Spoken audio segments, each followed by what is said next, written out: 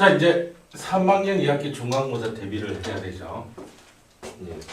제가 5단은 전기인데 전류부터 시작하겠습니다. 전류. 자, 이거 여러분도 오토책 다 가지고 계실 텐데 좀 순서를 좀 거꾸로 해서 할게요. 전기 기호부터 잠깐 보겠습니다. 전기 기호.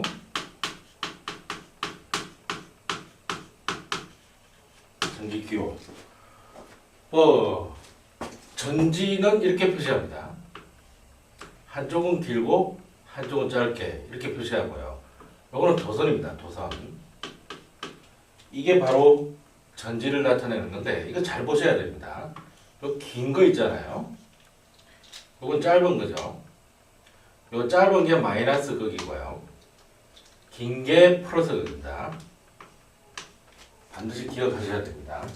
이게 뭐라고? 전지입니다. 전지. 그 다음에 전구가 있는데요. 전구는 도선에서 이렇게 반원을 그려주고 빠져나가고 이렇게 동그라미를 해줍니다. 이건 누구라고? 전구입니다. 전구. 그 다음에 이렇게 하는 것도 있죠.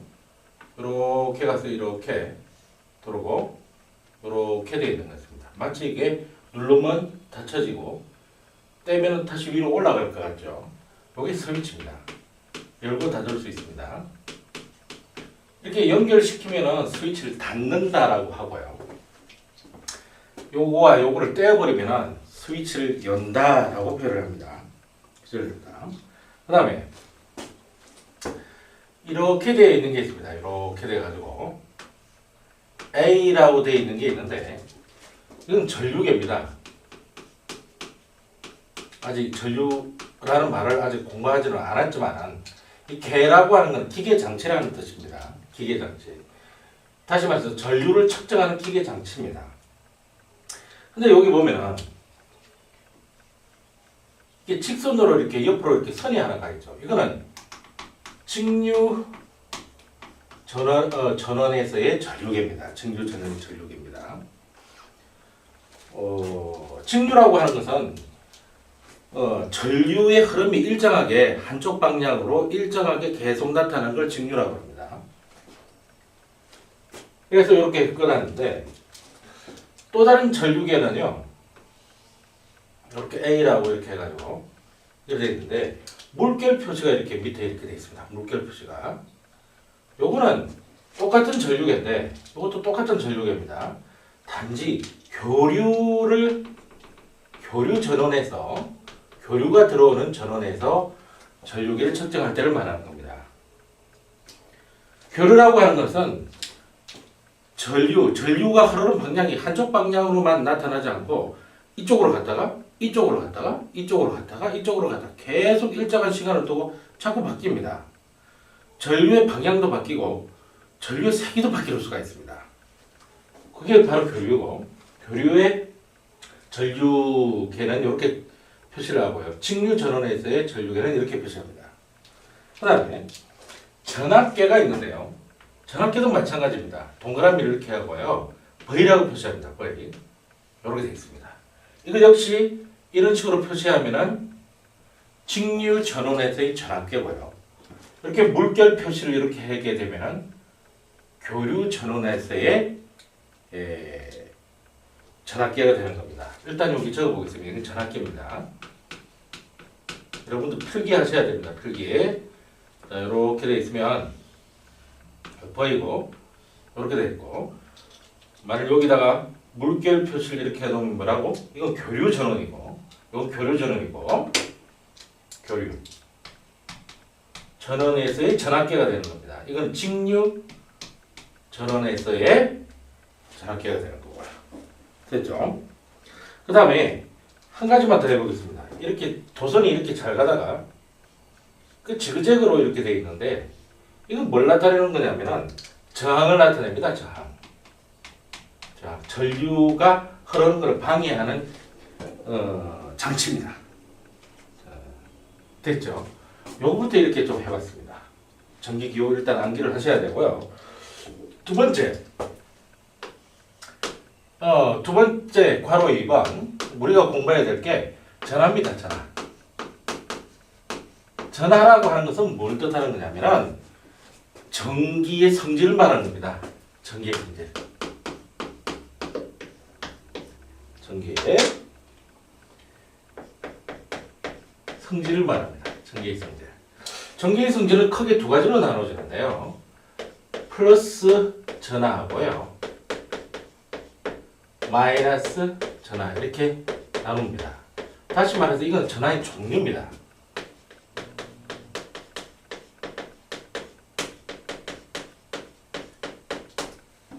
이렇게 완벽하게 서로 반대되는 성질을 표현하는 전기 성질이 있는데 그것은 한쪽은 플러스라면 한쪽은 마이너스고 이 플러스 전하의 원인은요. 플러스 전하의 원인은 주로 양성자 때문에 나타납니다. 근데 양성자 공부해 본 사람들은 알겠지만은 모르는 사람들이 있어서 그냥 원자핵이라고 생각해도 됩니다. 그렇지만은 양성자가 원칙입니다. 다시 말해서 양성자라고 하는 것은 원자핵을 구성하는 물질인데 원자핵이 플러스 전하를 띠게 되는 원인 물질이거든요. 근데 이게 중학교 과정이 아닙니다. 양성자라고 하는 것이 여기 이 단원에서만은 그래서 이건 잘 플러스 전하의 원인 물질을 잘 안 묻습니다. 이 마이너스 전하의 원인 물질을 굉장히 많이 묻는데요. 반드시 알아야 됩니다. 요거는 전자입니다. 뭐라고요? 전자입니다. 전자. 됐습니까? 자, 그럼 전하라고 하는 것은 전기의 성질을 말한다. 근데 그 전기의 성질은 플러스 전하가 있고 마이너스 전하가 있다. 그죠? 그 다음 세 번째. 그럼 전류라고 하는 건 뭐냐? 전류. 전류는 전하의 흐름을 뜻합니다.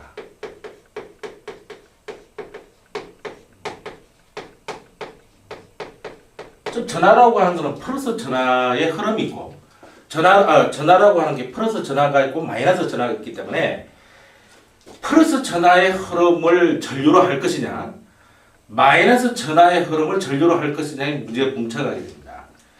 자, 일단은 전하의 흐름이 전류라고 하는 것을 반드시 기억하셔야 됩니다. 전류, U자가 흐를 U자죠. 전하가 흘러다니는 걸 말하는 겁니다. 그런데 이 전류는 조금 전에 이야기했듯이 전하 이 자체가 플러스 전하와 마이너스 전하가 있는데 정확하게는 플러스 전하의 흐름을 전류의 방향으로 보고 있습니다. 전류의 흐름 방향으로 보고 있습니다. 굉장히 중요합니다. 플러스 전하의 흐름을 전류의 흐름 방향으로 보고 있습니다. 그런데 이게 왜 계속 중요하냐면 실제로 전류가 흘러가는 것은 전류가 흐르는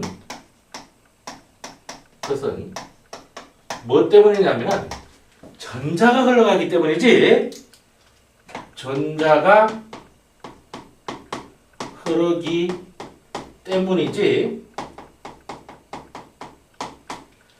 플러스 전하는 흘러가는 것이 아닙니다. 플러스 전하는 흐르지가 않습니다.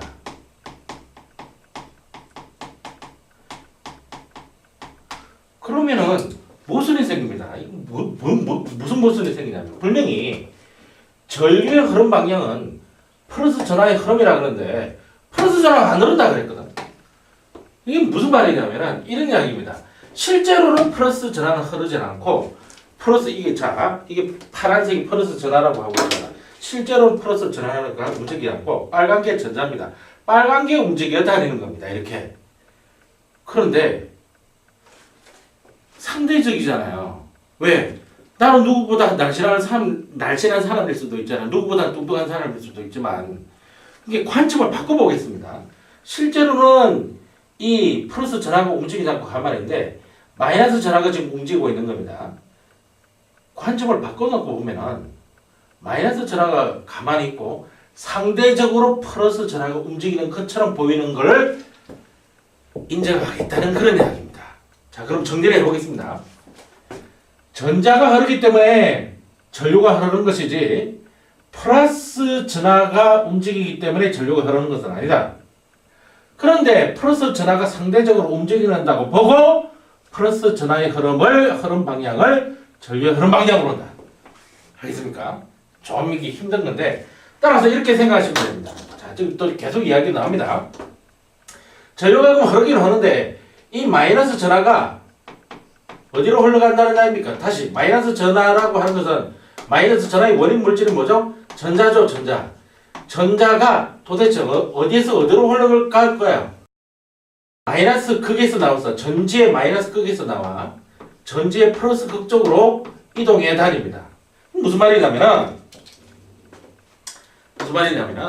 그래서 앞에서 우리 회로도를 먼저 그렸단 말이야. 자, 여기 전구가 하나 있습니다.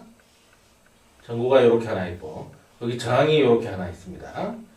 여기 도선에 전지가 이렇게 연결되어 있습니다.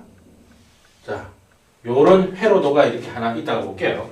여기 이제 스위치가 있었는데 스위치가 이렇게 열려 있었는데 선생님이 이거 닫아버렸습니다. 스위치를. 그래서 회로가 연결되어 있고 전구가 이렇게 되어 있습니다.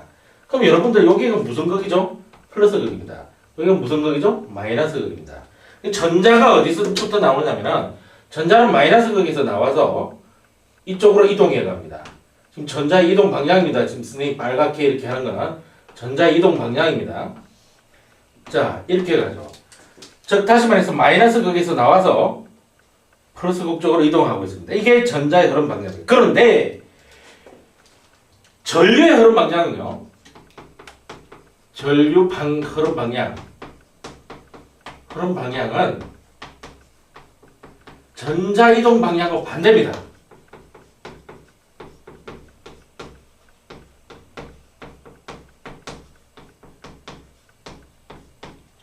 반대입니다. 다시 말해서 플러스 극에서 나와서 어느 쪽으로 간다는 겁니까? 마이너스 극 쪽으로 이동한다는 겁니다. 다시 말해서 이겁니다.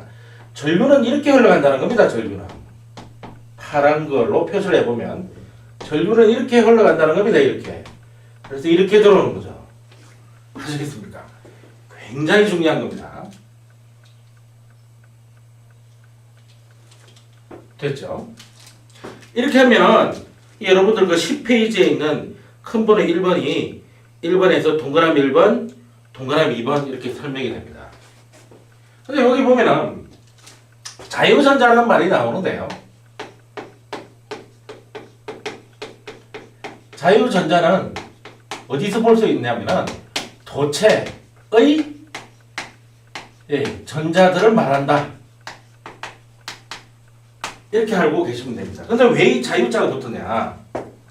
왜 이렇게 자유자가 붙었냐? 이거는 마음대로 움직일 수 있기 때문에 그렇습니다. 실제로 전류가 흐르지 않더라도 프리하게, 자유스럽게 움직일 수 있기 때문에 자유전자라고 이름을 붙였습니다. 그러면 자연스럽게 우리가 도체 부도체로 들어가지 않을 수가 없는데, 도체를 먼저 한번 보겠습니다. 도체하고 부도체를 잠깐 보겠습니다. 도체는 말 그대로 전류가 흐르는 물체입니다. 전류가 흐르는 물체입니다. 또는 전류를 잘 흐르게 할 수 있는 능력을 가지고 있는 물체. 이거는 부도체에서는 전류가 잘 흐를 수가 없습니다. 잘 흐르고 없습니다. 왜 그러냐면요. 도체는 자유전자가 있습니다. 자유전자가 있다 이거지. 있는 걸 넘어서서 많이 있습니다. 반면에 부도체는 자유전자가 없습니다. 없다 이거지. 있어도 아주 극미량이 있습니다. 거의 없다 이렇게 보시면 돼요. 이건 없다고. 이건 있다면 있다. 그럼 여기에 해당되는 물질들은 누구냐? 주로 금속들입니다. 금속들이고 부도체는 주로 비금속들입니다.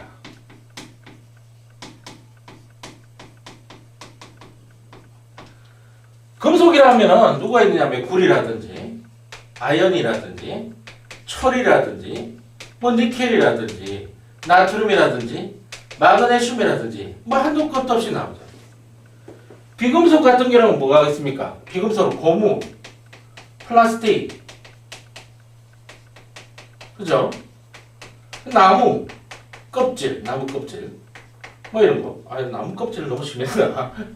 뭐 고무, 플라스틱 이런 것들이에요. 그다음에 비닐, 이 바이닐이라고 하죠. 이런 것들은 부도체들입니다. 그럼 도체들을 보면요, 도체들 그림을 한번 나타내 보면 요렇게 일정한 구간이 있고, 자 요렇게 좀 크게 그리면서 규칙적으로 그려놓은 게 있는데 이게 원자핵입니다. 그런데 중학교 과정에서는 이걸 원자핵이라고 하지 않고요, 원자라고 합니다. 원자, 그냥 원자. 사실은 원자핵입니다. 이게 바로 플러스 전하를 띠고 있습니다. 근데 원자라고 하는 건 플러스 전하를 띠고 있으면 안 되거든요, 사실. 근데 뭐 중학교 과정이니까 그냥 이렇게 합시다. 그냥 이렇게 하고 조그맣게 그려놓는 놈이 있는데요, 조그맣게 이렇게 그려놓는 놈들이 있습니다. 근데 이거는 규칙적이지가 않습니다. 중구난방으로 이렇게 있고요. 심지어 화살표까지 이렇게 아무 때나 이렇게 움직이는 방향이 자유롭다는 것을 보여주고 있죠. 바로 요놈들이 바로 이게 누구냐 하면은 자유전자입니다. 요렇게 돼 있는 게 자유. 뭐라고? 자유전자입니다. 그런데 도체에서 이 그림을 딱 보면요, 아직도 이 자유전자가 불규칙적으로 움직이고 있습니다. 그죠? 화살표 방향을 보니까 무작위 운동을 보고 있죠. 아직 전류는 흐르고 있지 않습니다. 지금은 전류가 흐르는 상태가 아니라는 걸 보여주는 그림입니다. 만일 이게 전류가 흐르게 되면 어떤 그림이 그려지게 되냐면, 잘 보십시오. 금속 양이온들은 양이온한다. 이 플러스 전하들은 좀 크게 그립니다. 이 플러스 전하들은 선생님이 그냥 이렇게 플러스로 표현을 할게요. 이 플러스 전하들은 규칙적으로 그립니다. 왜냐고요? 고체이기 때문에요. 그런데 마이너스 전하들은 분포 자체는 불규칙적으로 분포하고 있습니다. 분포 자체는 규칙적으로 분포하고 있는 것이 아닙니다. 그런데 이 새끼들이 한쪽 방향으로 달리기 시작합니다. 이제 움직이는 방향이 같아졌습니다. 전부.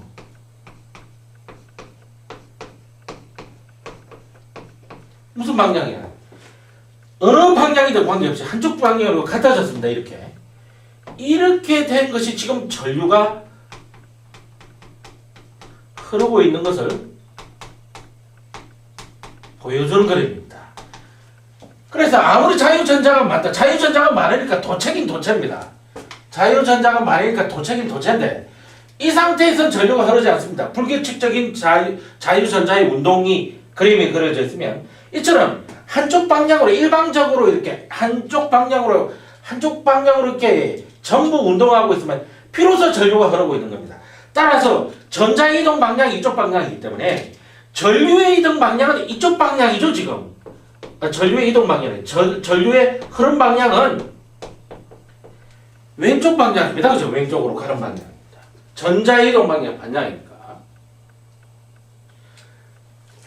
그런데 이 부도체는 그림을 어떻게 그리냐면 자유전자가 거의 없습니다. 이거는 자유전자가 거의 없고 그냥 이런 식으로 그림을 그립니다. 그냥. 부도체들은요, 자유전자가 거의 없어요. 근데 여기서 굉장히 조심해야 될 게 하나 있는데 그게 뭐냐면 도체에 지금 주로 금속들이다. 금속들이 도체에 지금 존재하고 있다라고 했지만 도체 금속들이 주로 이야기를 했지만 요거 말고 도체 얘가 비금속도 있습니다. 이게 바로 흑연입니다. 흑연은 비금속이지만 원래 비금속은 부도체거든요. 전류가 흐르지 않아요. 비금속이지만 전류가 흐릅니다. 왜? 자유전자 역할을 하는 놈이 있어서 그래. 자유전자가 있기 때문에 그렇습니다. 좀 더 엄밀하게 이야기하면 자유전자 역할을 하는 놈이 있는 겁니다. 있기 때문에 그렇습니다. 이게 이제 샤프심 같은 걸로 이렇게 사용되죠. 흑연. 탄소로 구성이 되어 있습니다. 탄소만으로 구성이 되죠. 탄소만으로. 요거를 잘 봐두시기 바랍니다. 이걸.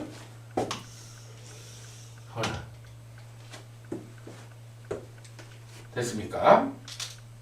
자, 그러면은 좀 많은 내용이긴 하지만은 그 문제란다. 전류와 전하에서 큰 번호 1번이 어떻게 좀 끝난 편입니다. 자, 그럼 큰 번호 2번을 보시면,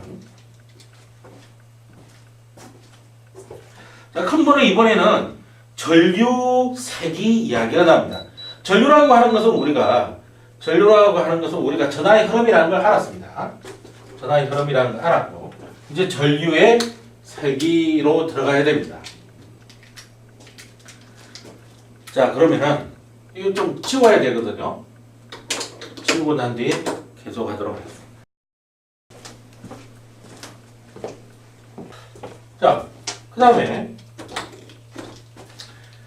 우리가 전류의 세기를 들어가야 되죠.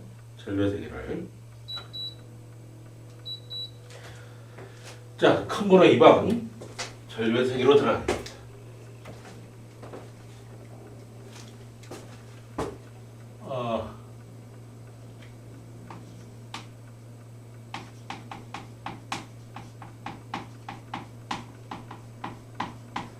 자, 전류는 얼마나 많은 전하들이 흘러가느냐, 그걸 전류의 세기로 표현합니다.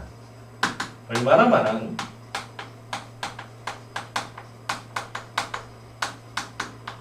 전하가 흘러가느냐가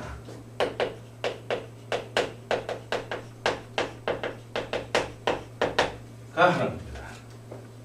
그런데 100년에 한 개 지나갈 수 있고요. 1초에 100개는 지나갈 수 있습니다. 그럼 1초에 100개 지나간 게 당연히 전류의 세기가 크겠죠. 그런데 100개가 지나가더라도 100년에 지나갔다면 그럼 어떻게 생각해야 될까요? 따라서 이 전류의 세기는요, 이런 식으로 표현합니다. 전류의 세기를 I라고 이렇게 표현하고요. 뭐라고? 전류의 세기를 I라고 표현하고, 요거의 단위는 암페어라고 합니다. A라고 적고 뭐라고 했습니까? 암페어라고 했습니다. 그런데 이 전류의 세기 I는요, 전류의 세기 나는요, 얼마나 많은 전하가 단순히 흘러가는가 아니라 괄호 열고 단위 시간당 단위 시간당 얼마나 많은 전하가 흘러갔냐를 이렇게 표시를 해줍니다. 단위 시간이라고 하는 건 뭘 뜻하느냐면 그냥 이렇게 생각하시면 돼요. 같은 시간 동안에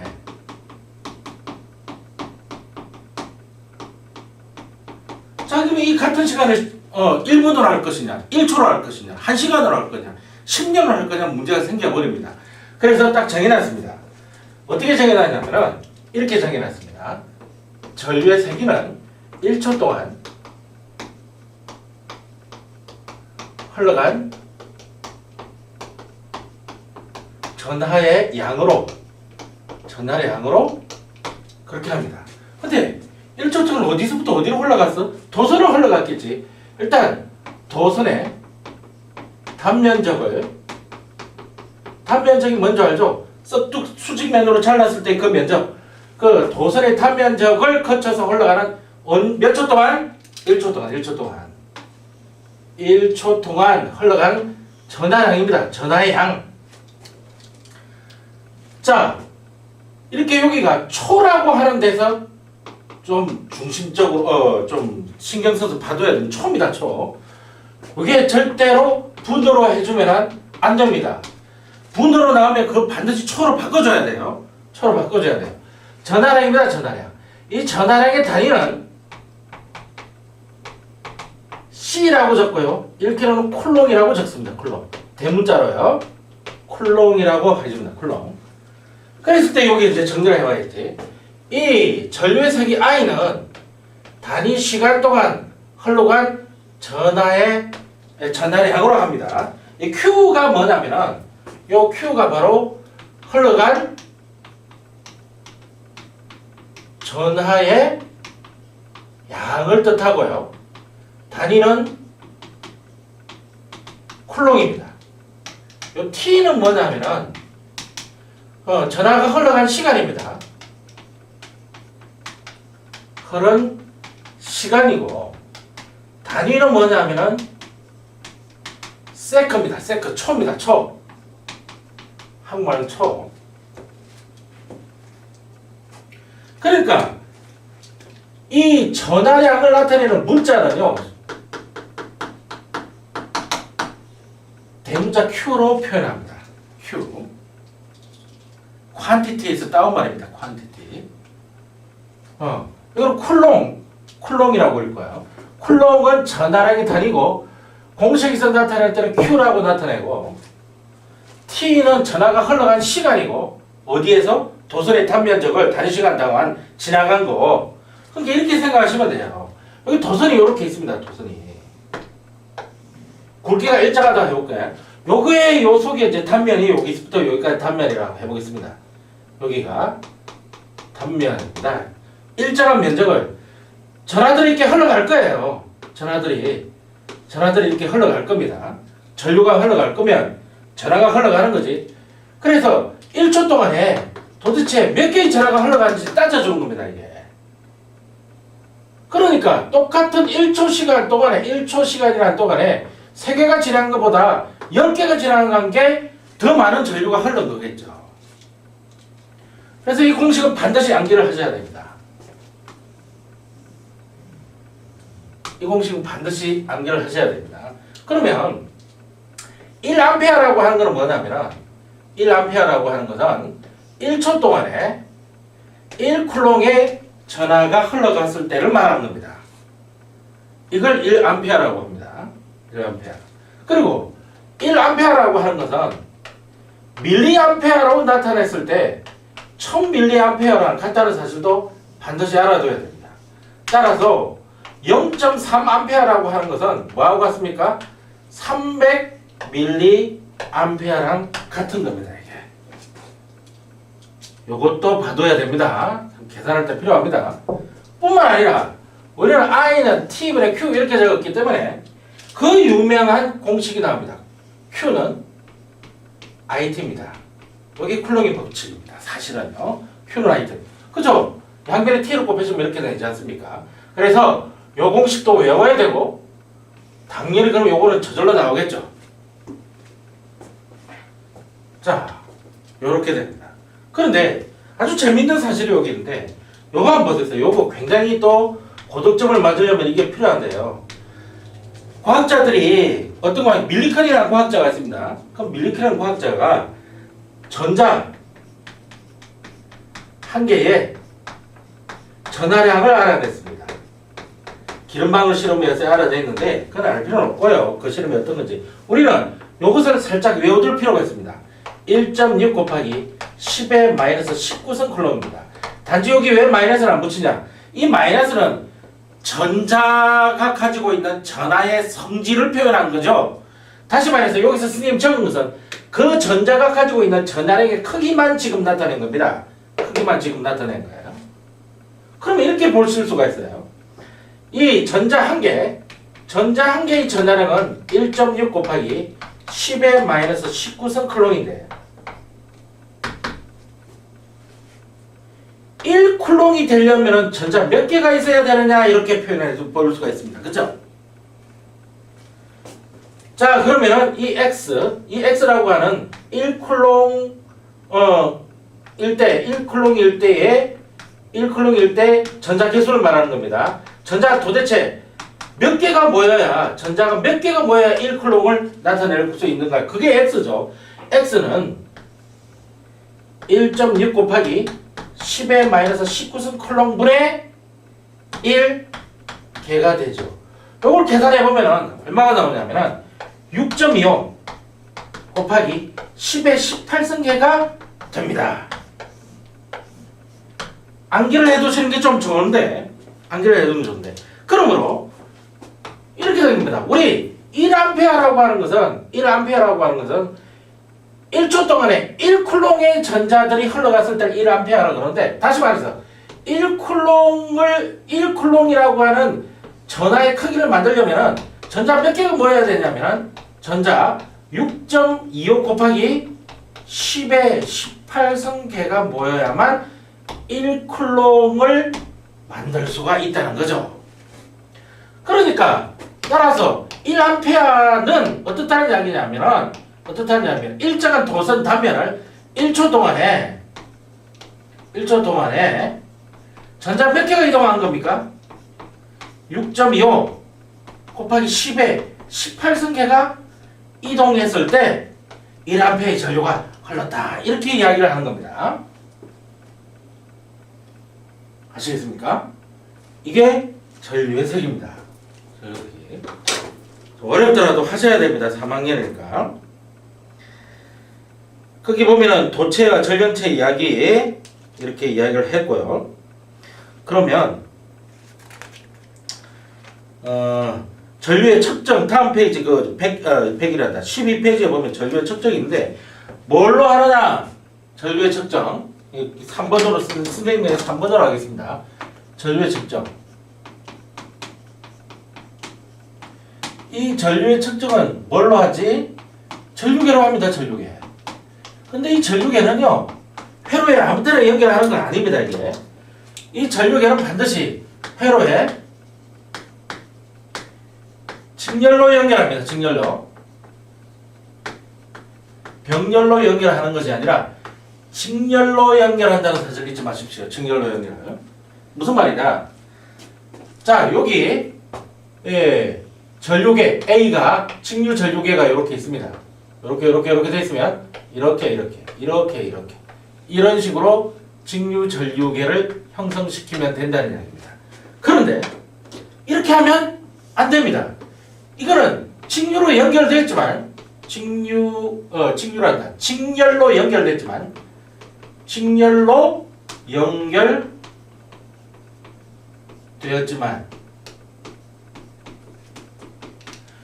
전지에 직접 연결한 것이기 때문에 즉 저항이나 또는 전구가 없는 회로에 지금 연결이 되어 있는 형태인데, 다시 말해서 이 말이 무슨 말이냐면은 전지의 전류를 다이렉트로 받는 겁니다. 지금 전지와 다이렉트로 연결하게 된 건데, 이렇게 되면 무슨 일이 벌어지냐면은 이렇게 되면 전류계에 과전류가 흐릅니다. 과한 전류가 흘러가는 거야. 전류계 고장나거나, 자, 전류계 눈금이, 전류계 바늘 말하는 거예요. 바늘이 오른쪽으로 팍 돌아갑니다. 무슨 쪽으로 잡으면 왼쪽 아닙니다. 이거 조심해야 됩니다. 조심하셔야 돼. 오른쪽으로 확 돌아가요. 오른쪽으로 과다하게 돌아간다고.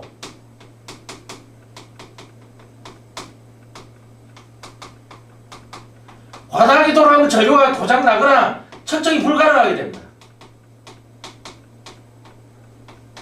어떤 걸? 전류의 세기를요. 그럼 어떻게 연결해야 되는 거야? 이렇게 연결해야 된다는 겁니다. 적어도 저항을 하나 갖다 두든가 전구라도 하나 갖다 두고 뭔가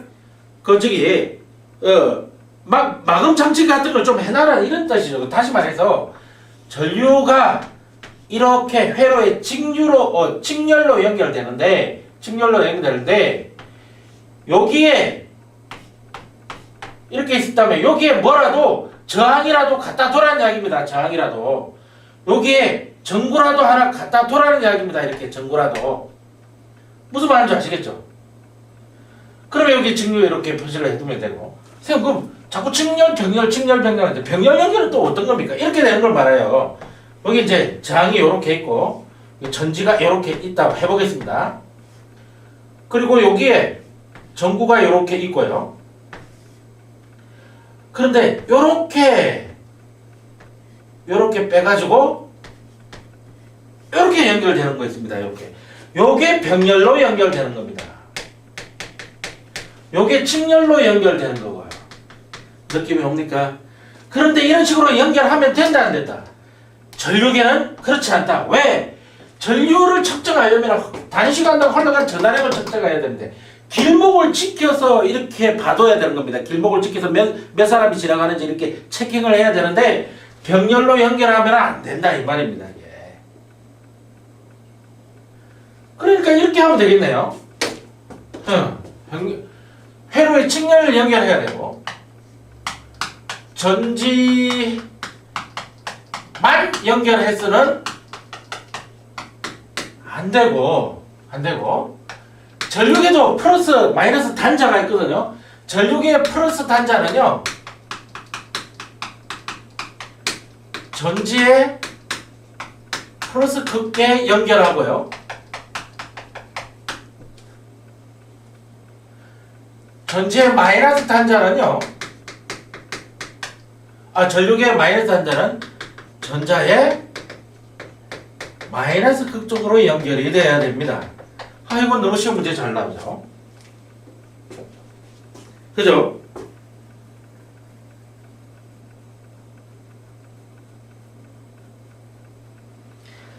그 다음에 주로 이제 플러스 전화 보면은 그 다음 또 무슨 내용을 해야 되나? 아직 요거 다 끝나지 않습니다. 실제로는요 요 플러스 단자에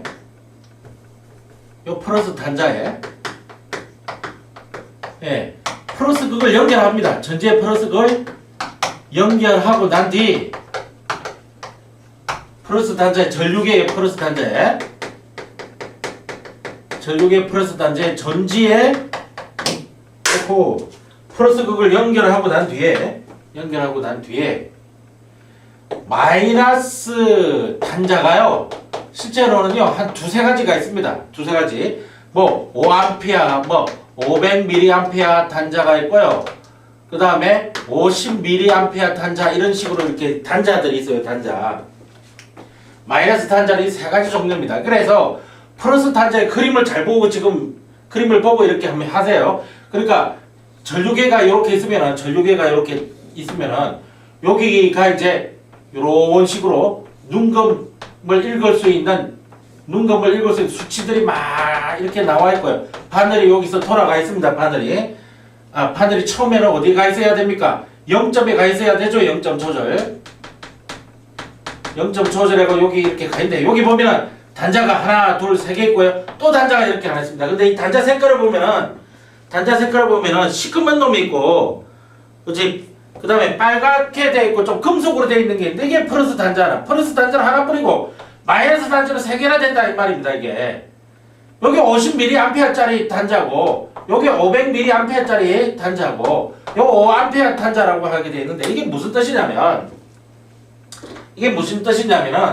요 50mA가 읽을 수 있는 최대값이라는 이야기입니다. 읽을 수 있는 최대값 단자 50mA가 최대로 읽을 수 있는데 그렇게 하려면 여기 연결해라 이 말입니다. 500mA가 최대로 읽을 수 있는 전류의 색인데 그거 하려면 여기 연결하라 이 말입니다. 5A죠. 500mA는 0.5A니까 이게 지금 제일 큰 거네요.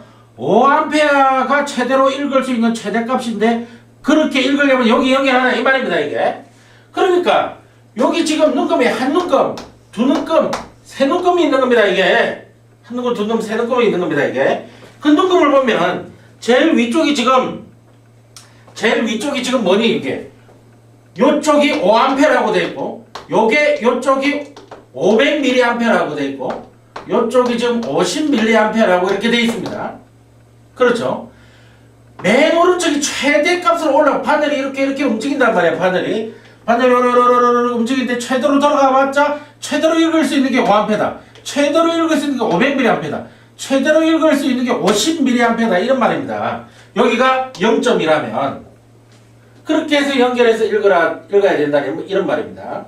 그런데 이게 바로 만일 선생님이 이렇게 한번 해볼게요. 여기 연결됐습니다. 여기 내가 이렇게 연결하고 지금 도선을 이렇게 연결해 놓은 거예요. 연결해 놓고 여기 눈금이 이렇게 하나, 둘, 셋, 넷, 5개의 눈금이 이렇게 있는데 여기 지금 연결해 있는데 바늘이 어디로 돌아가 있느냐면은 여기에 바늘이 이렇게 돌아가 있다. 이렇게 보면은 여기서부터 여기까지 움직여 왔거든. 그러면 내가 여기에 연결했기 때문에 내가 읽어야 될 눈금 값은 여기에 있는 겁니다. 그래서 여기가 정확하게 일치한다면 여기 있는 숫자를 읽어주면 됩니다. 여기 있는 숫자를 읽어보니까 300이 나오면 이게 300mA라 이렇게 읽어주면 된다는 이야기입니다. 이거 연습해야 되거든요. 바로 문제를 보아야 됩니다. 이거 거기 보시면 여러분들 그 13페이지 문제 7번 있죠. 그거 한번 보세요. 문제 7번.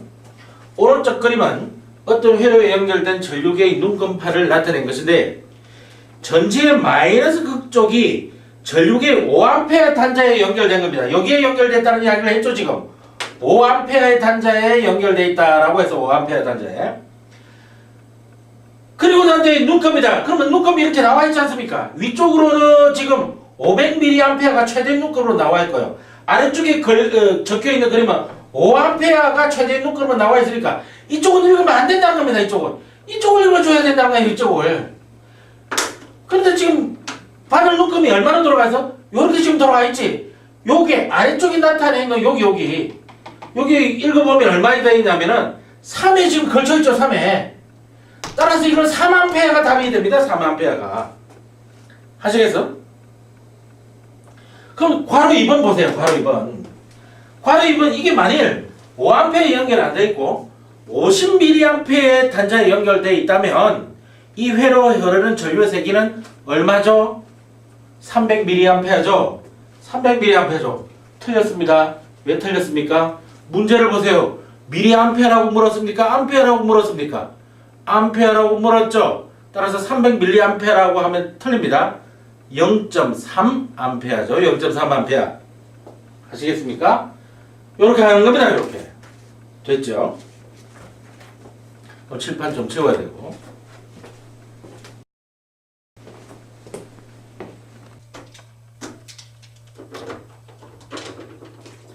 방금 몇 번인지 까먹어버렸네. 에이, 뭐 대충. 우리 전류했지.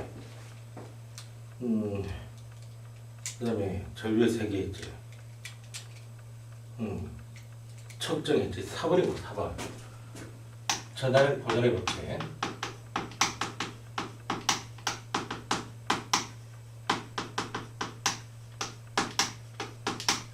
이 전하량 보존의 법칙이라는 게 뭐냐면 회로에 전류가 흐를 때 전하량은 항상 보존된다는 그런 법칙입니다. 회로에 전류가 흐를 때 전하량은 항상 보존된다는 법칙입니다. 이게 전하는 사라지거나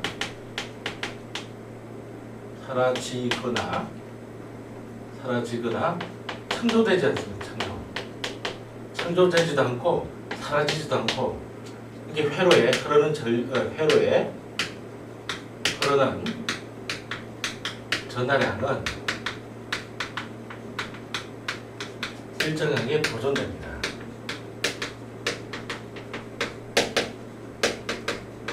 그런 뜻입니다. 상당히 중요합니다. 그럼 회로를 한번 그려볼 텐데, 자, 회로가 이렇게 있으면 전류계 A가 있고요. 여기에 전구가 또 하나 들어있습니다. 여기 전류 A가 이렇게 있고요. 전류계 A, 또 전구가 이렇게 하나 있습니다. 그리고 또 여기 전류 A 이렇게 되어 있고요. 뭐 저항이 이렇게 있다고 치고요. 이런 식으로 전지가 이렇게 연결되어 있습니다. 그러면요, 여기가 플러스 극이잖아요. 여기가 플러스 극, 여기가 마이너스 극입니다. 그럼 전류는 어떻게 흐릅니까? 이 방향으로 흘러서 이렇게 들어옵니다. 누가요? 전류 I가요. 자, 여기에 측정되는 전류를 IA라고 하겠습니다. 여기에 측정된 전류의 세기를 IB라고 해볼게요. 여기에 측정되는 전류의 세기를 IC라고 해보겠습니다. 이 전구 A, 여기 전구 B, 전구 A라고 하기보다는 전구 가, 전구 나. 필요가 없는데 일단 적어보겠습니다. 그 말은 무슨 말이냐면 이게 다 직렬로 연결되어 있으면 이렇다는 이야기입니다. A 전류계에서 전류의 색이나 B, IB의 전류의 색이나 IC의 전류의 색이나 같다는 뜻입니다. 굉장히 중요합니다. 이거. 반면에 이렇게 된 것도 있습니다. 전류가 이렇게 가다가 이렇게 둘로 이렇게 나눠준 경우가 있습니다. 그래서 합쳐져서 이렇게 가는 경우가 있거든요. 자, 전지를 길고 짧고 길고 짧고 이렇게 표현해보고 여기에 전류계 A를 이렇게 두겠습니다. 전류계 A를 그리고 여기 전류계 A를 이렇게 둘게요. 여기에 또 전류계 A를 이렇게 둘게요. 이렇게 두겠습니다. 전구는 어디 달려있냐면 여기에 전구가 이렇게 달려있다고 이렇게 한번 해보고요. 여기도 전구가 이렇게 달려있다고 이렇게 한번 해보겠습니다. 전구가 어디 있든 그러면 여기 흘러간 전류의 세기를 IA라고 하고요. 여기 흘러간 전류의 세기를 IB라고 하고요. 여기 흘러간 전류의 세기를 IC라고 이렇게 해보겠습니다. 해놓고 전류계 A가 여기 하나 더 있습니다. 여기를 ID라고 이렇게 한번 해보겠습니다. 그렇다면 IA하고요 ID하고는 같아야 됩니다. 여기하고 여기 흘러가는 전류의 세기는 같아야 됩니다. 근데 물이 흘러가다가 두 갈래로 갈라졌거든요. 따라서 IA하고요 IB하고 같은 것이 아니라 IB하고 IC하고 더한 것이 IA랑 같고 그것이 ID랑 같다는 이야기입니다. 굉장히 중요합니다. 이게. 여기까지가 이 단원의 내용입니다. 문제를 많이 풀어볼 수 없는데요. 문제를 한번 풀어보겠습니다. 다른 못 풀어드리고요. 자, 여러분들 페이지 몇 페이지를 펼치시냐면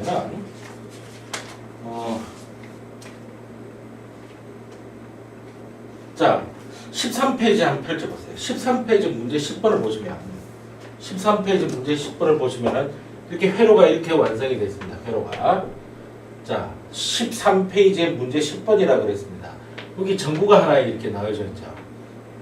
이렇게 전구가 이렇게 하나 놓여져 있고 그 다음에 이렇게 돼가지고 여기 또 전구가 하나 여기 또 놓여져 있습니다. 이렇게 그 다음에 여기도 또 전구가 이렇게 하나 놓여져 있고요. 자, 이런 회로가 지금 그려져 있습니다. 전지는 이렇게 표현이 되어 있고요. 여기 지금 가고요. 여기 나고요. 여기 답입니다. 이렇게 되어 있습니다. 근데 여기에 흘러가는 전류의 세기가 2A라고 했습니다. 여기 흘러가는 전류의 세기가 2A라고 그랬고 여기에 흘러가는 전류의 세기가 몇 A인지 구하라는 이야기입니다. 근데 여기 흘러간 여기 전구 표시가 왜 이렇게 되지? 제대로 해줘야죠. 여기가 7A 흘러갑니다. 그러니까 여기가 7A 흘러간다는 이야기입니다. 7A가 둘로 갈라진 겁니다. 2A로 갔으니까 여기는 몇 A 됩니까? 5A가 된다는 이야기입니다.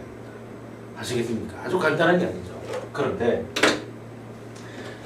결국 전하의 보존의 법칙이라고 하는 것이 왜 전류 가지고 이야기를 하냐면 여기 흘러간 전류의 세기를 QA, 여기 흘러간 전류의 세기를 QB, 여기 흘러간 전류의 세기를 QC라고 이렇게 해보겠습니다.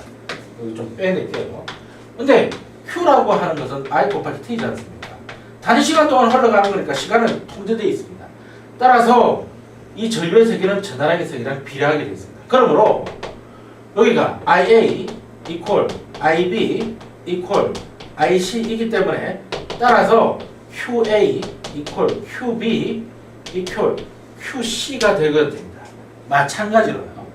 여기에 흘러가는 전류의 세기를 전하량의 크기를 QA라고 그러고 이건 QB라고 그러고 이건 QC라고 그러고 이건 QD라고 한다면 여기서도 마찬가지입니다. 어떻게 IA equal IB 플러스 IC equal ID이니까 따라서 QA는 QB 플러스 QC equal QD 이렇게 나온다는 이야기입니다. 그죠? 문제를 조금 더 풀어보겠습니다.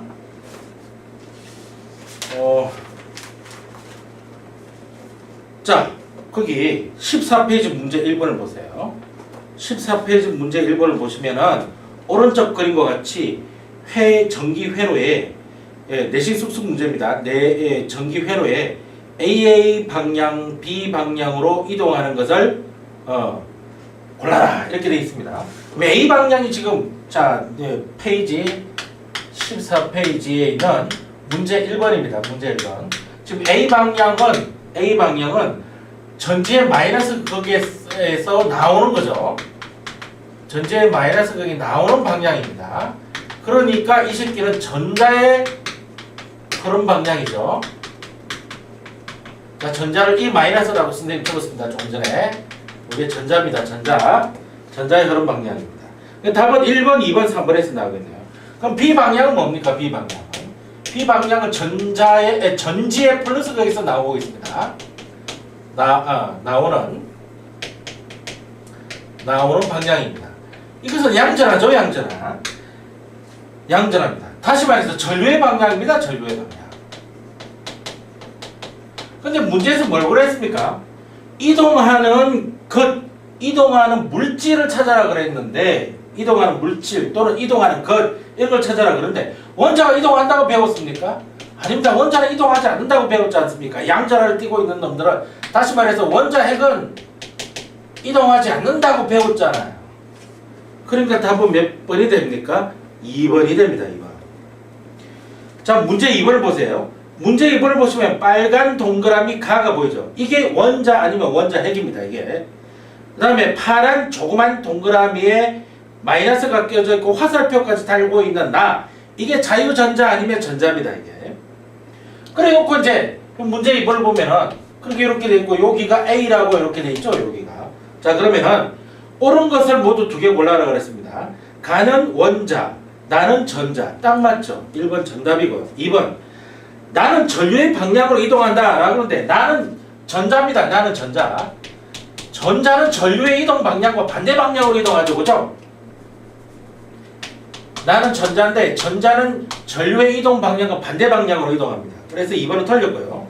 3번 A는 전지의 마이너스 극 쪽에 연결되어 있습니다. 지금 전자들이 지금 이쪽으로 이동하고 있다고 그랬지 않습니까? 전자들이 지금 이쪽으로 이동하고 있다고 그랬습니다. 그러면 전자들이 지금 어느 쪽으로 향해 가고 있을까요? 전자가 마이너스 전압을 띠고 있기 때문에 플러스 극 쪽으로 이동하고 있겠죠. 그러니까 A는 지금 플러스 극 방향 쪽입니다. 이게. 그러니까 A는 전지의 플러스 극 쪽에 연결되어 있다. 이렇게 해야 정답이 되죠. 그래서 3번은 틀렸습니다. 4번 전류는 전자의 흐름 방향과 반대 방향으로 흘러가는 게 전류의 흐름 방향입니다. 반대 방향으로 흘러가는 것이 전류의 흐름 방향입니다. 자, 그러니까 A에서 B 방향으로 흘러간다. 맞죠? 그죠? 5번 조심하셔야 되죠. 전류가 흐르지 않으면 가나 모두 정지해 있다 그랬는데 가는 정지해 있습니다. 원자는 전류가 흐르든 전류가 흐르지 않든 정지해 있습니다. 그런데 나는 전류가 흐를 때만 일방적 한쪽 방향으로 흐르고 전류가 흐르지 않을 때는 불규칙적으로 움직이죠. 그래서 5번은 틀렸습니다. 그 다음에 문제 4번을 보겠습니다. 문제 4번. 문제 4번 어떻게 계산하는지 잘 보세요. 문제 4번. 자, 어떤 전기주에 1분 동안에 500mA의 전류가 흘러갔다. 500mA의 전류가 흘러갔다. 이 전기구를 통과한 전하량을 물었습니다. 전하량은 뭐죠? 문자로 Q죠. Q는 뭡니까? I 곱하기 T입니다. 자, 전류의 세기는 뭡니까? 500mA 넣으면 됩니까? 이것 때문에 지금 문제를 푸는 거예요. 500mA가 아니라 0.5A로 집어넣어줘야 됩니다. 이 전류 세개 단위가 실제로는 암페어 단위로 들어가죠. 이 단위는 무슨 단위로 들어가야 됩니까? 초 단위로 들어가야 됩니다. 그러니까 1분 집어넣으면 안 되고 60초라고 집어넣어야 되죠. 그러니까 5 곱하기 6 클롱이 답이죠. 5, 6, 30이니까 30클롱이 답이네요. 문제 5번을 보겠습니다. 문제 5번.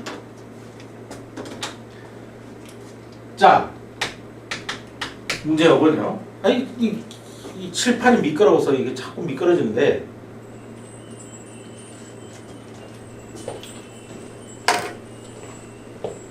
14페이지 문제 5번을 계속 보겠습니다. 14페이지 문제 5번요. 거기 문제를 한번 읽어보십시오. 어떤 도선 한 단면을 10초 동안에 6.25 곱하기 10에 몇 성이죠? 19성계의 전자가 지나갔다면 도선에 흐르는 전류의 세기는 얼마인가? 자, 이거 문제 어떻게 풀까요? 그래서 선생님이 외워두라고 하는 거는 이미 외워두고 있었어야 되는 겁니다. 자, 문제 5번을 보겠습니다. 문제 5번은 이렇게 풀어야 되겠죠. 일단 구하는 거는 뭘 구해야 되면 전류의 세기를 구해야 됩니다. 전류의 세기 I는 단위 시간당 흘러간 전하량 이렇게 구하는 겁니다. 그런데 이게 10초 동안 흘렀다 그랬죠? 10초 동안 전자가 몇 개 흘러갔다 그랬습니까? 6.25 곱하기 10의 19승 개가 흘렀다고 그랬습니다. 그러면 이게 지금 전자겠습니다. 전자. 그럼 우리가 이렇게 알아야 되죠. 6.25 곱하기 10의 18승 개가 흐르면 몇 쿨롱에 1쿨롱의 전하량이 형성이 됩니다. 그죠? 그런데 6.25 곱하기 10의 19승 개죠. 이게 흘러가게 되면 몇 배 뛰었습니까? 10배 뛰었습니다. 그럼 이것도 10배 뛰면 되죠. 10쿨롱의 전하가 흘러간다는 사실을 알게 됐습니다. 따라서 지금 우리가 구한 것 중에 이게 지금 10쿨롱이라는 사실을 알게 됐습니다. 그죠? 이번에는 뭘 알아내면 됩니까? 이거죠. 10초잖아요. 10초. 그게 여기 10초라는 사실을 알게 된 거죠. 계산만 해주면 되겠네. 따라서 10초분의 10쿨롱이니까 연 1A가 되겠네요. 그래서 답은 2번이 됩니다. 아시겠습니까? 그 다음에 15페이지 문제 9번을 보십시오. 15페이지 문제 9번을 보시면 전류의 사용 방법에 대한 설명으로 옳지 않은 것을 모두 골라라 그랬습니다. 자, 1번 틀렸죠. 왜 틀렸습니까? 전류의 세기를 측정하는 부분에 병렬 연결한다고 되어 있습니다. 아니죠. 직렬 연결해야 됩니다. 틀렸습니다. 2번 전류계의 작동 여부는 전지에 직접 연결하여 확인한다라고 되어 있는데 이렇게 되면 과전류가 흘려서 고장이 되는 게 됩니다. 또는 바늘이 맨 왼쪽, 맨 오른쪽으로 치우치게 되죠. 자, 문제 10번을 보겠습니다. 문제 10번. 문제 10번을 보면 전류계에 흐르는 전류의 세기는 지금 얼마인가 라고 그랬습니다. 전류계에 흐르는 전류의 세기는 얼마인가. 그런데 지금 마이너스 극 단자를 보니까 마이너스 극 단자가 500mA의 단자에 연결되어 있습니다. 따라서 최대로 읽을 수 있는 값은 500mA의 값이죠. 그러니까 여기 50mA가 최대로 읽을 수 있는 눈금은 못 읽고요. 5A 최대로 읽을 수 있는 눈금은 못 읽습니다. 그렇다면 지금 300 눈금을 읽어줘야 되죠. 그래서 답이 300mA 이렇게 해주면 틀리죠. 왜요? 문제에서는 몇 암페어인지 구하라 그랬지 않습니까? 따라서 0.3A라고 해야 답이 되겠습니다. 아시겠습니까? 그 다음에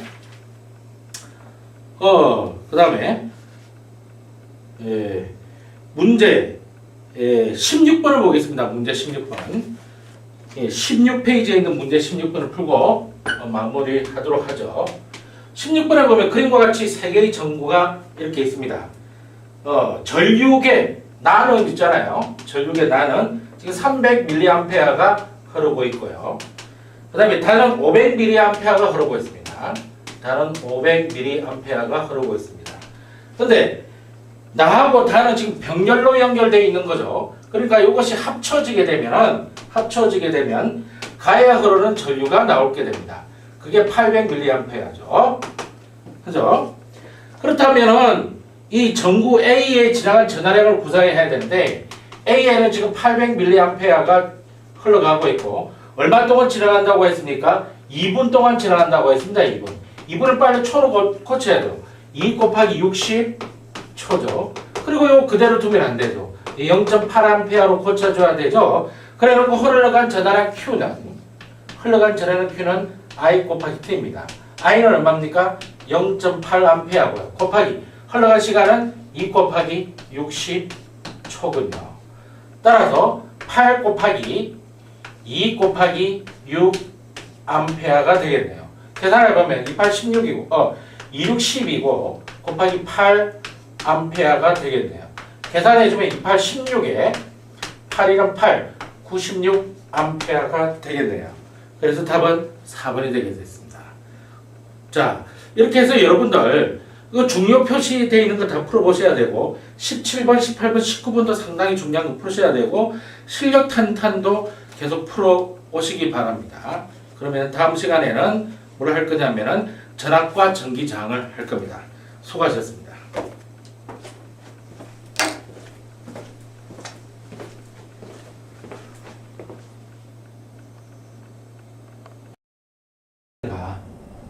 이거 가지고 이렇게 할 때는 요가 가지고 하는 게 더 나아. 근데 이렇게 하는 게 좀 이상하잖아. 어떻게 무한히 연결, 그치? 그래서 이렇게 하는 거야, 이렇게. 화학에서 이제 절개 쓰는 게 이거야. 유자관이 이렇게 돼. 여기 뭘 찔러놓고, 반토막 찔러놓고. 처음에는 같은 양이야. 여기가 연한 용액이고, 여기가 진한 용액이야. 그럼 시간이 지나서 어떻게 되니? 물이 이쪽으로, 물이 이렇게 더 많이 갈 거 아니까.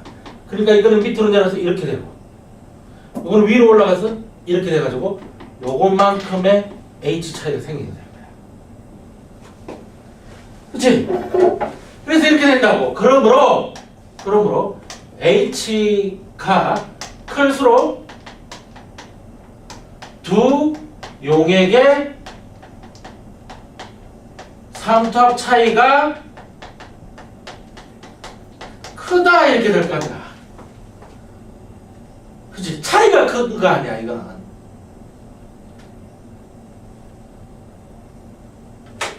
여기까지 됐냐? 자, 다 돼간다.